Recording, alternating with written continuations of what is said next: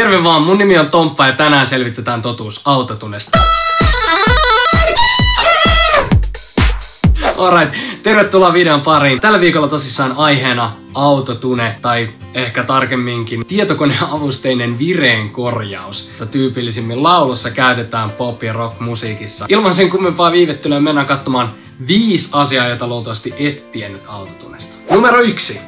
Autotune ei ole aina automaattista. Autotune on siis ohjelma, jonka nimensä mukaan on tarkoitus automaattisesti korjata tunea, eli siis virettä laulussa. Hyvinkin käytetty työväline pop- ja rockmusiikin tuotannossa. Mutta autotune tai vireen korjaus tietokoneella ei ole aina automaattista. Se tarkoittaa käytännössä sitä, että on olemassa ohjelmia, joilla voidaan tunettaa laulua oikeastaan mistä tahansa nuotista mihin tahansa nuottiin. Mä voin näyttää teille esimerkin. Sanotaan vaikka, että mä haluaisin laulaa Ukkonoa, mutta mä en tiedä miten se melodia menee. Mutta mä tiedän suunnilleen miten ne sanat menee. Mä voin laulaa oikeastaan ihan mitä tahansa melodiaa siihen. Ja kun mä vähän käytän autotune-taikaa tietokoneella, niin mä saan sen kuulostaa Ukkonoa melodialta. Eli ensin mä laulan sen ihan miten sattuu. Ukkonoa, Ukkonoa, oli kunnon mies. Okei, ei kuulostanut ihan kauhean hyvältä. Mut seuraavaksi näytetään sama klippi, mut mä oon autotunettanut sen Ukkonoa melodiaa. Ukkonoa, Ukkonoa, oli kunnon mies. Aika crazy. Numero 2. Autotune ei aina kuulosta autotunelta. Autotunella on hyvinkin semmonen ehkä pahamaineinen maine ja tietty soundi. Ja oikeastaan osa artisteista, esimerkiksi T-Pain, niin sillä on ihan nimikko autotune-ohjelma. Se on nimenomaan ottanut tämän autotune-soundin niin kuin omaksi soundikseen. Mut autotune oikeastaan käytetään paljon enemmän kuin mitä moni tajuu, koska autotune ei aina kuulosta autotunelta. Okei, mä voin näyttää.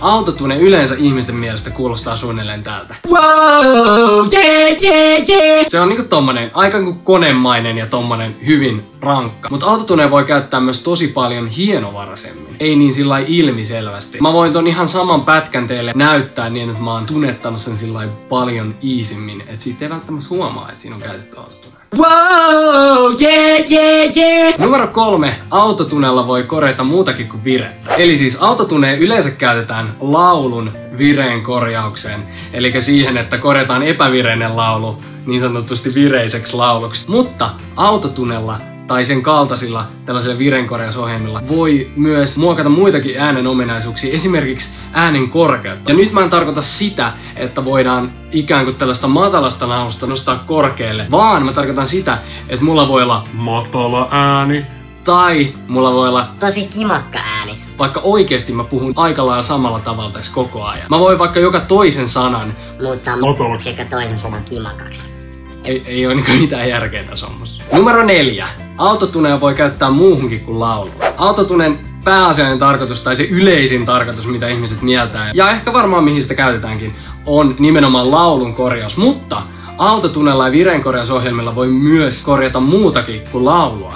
Esimerkiksi vaikka akustista kitaraa. Sanotaan vaikka, että mä haluaisin soittaa My Heart Will Go Onin melodia, mutta mä en tiedä miten se menee. Mä voin soittaa ehkä vähän sinne päin ja sitten me voidaan korjata se autotunella niin kuin sen kuuluisi mennä.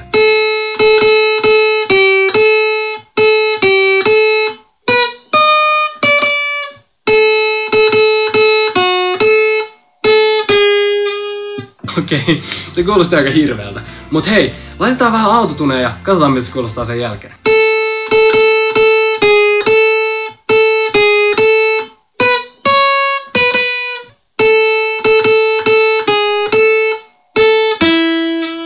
Eli näin me saatiin autotunen avulla mun ihan kamalasta soitosta suurin piirtein järkevän kuulosta, tai ainakin niin, että se tunnistetaan se melodia. Eli autotune voi käyttää muuhunkin kuin pelkästään lauluun. Numero 5. Autotunella voi korjata myös epävireeseen.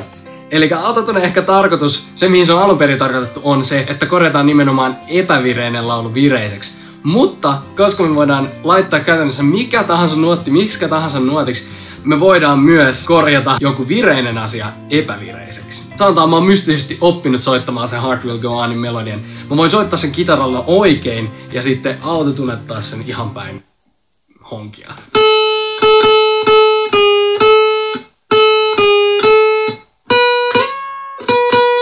Okei, kuulosti ihan hyvältä. Mut hei, mitä jos laitetaan toi sama klippi, mut niin että mä autotunettanut sen ihan päin metsiä?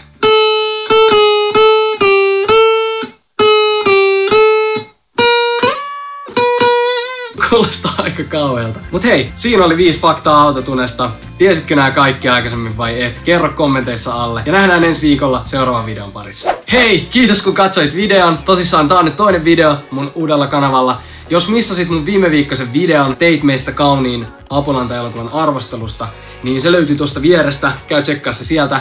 Hei, jos et ole vielä tilannut kanavaa, paina tuolta tilaa nappia. Jos tykkäsit videosta, paina peukkuu. Jos et, laita peukku alas. Hei, jos tulee ehdotuksia videoaiheeksi mulle, laita kommenttia alas, niin mä luen ne ja tsekkaan, että jos mä voisin tehdä tulevaisuudessa videon sun ehdotuksesta. Ei muuta kuin kiitos kun katsoit. Nähdään seuraavalla viikolla seuraavan videon parissa.